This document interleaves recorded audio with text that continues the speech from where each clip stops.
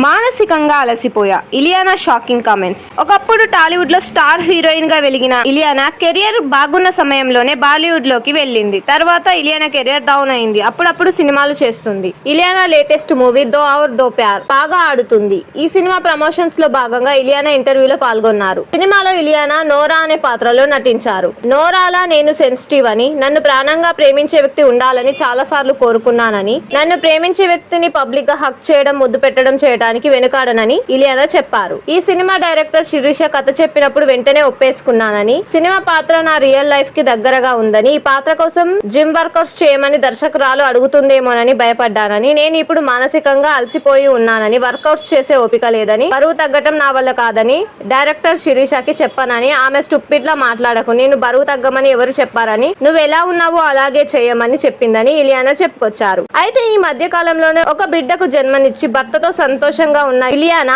మానసికంగా ఎందుకు అలసిపోయానంటుందని, అంత సమస్య ఏముందని ఫ్యాన్స్ ఫీల్ అవుతున్నారు.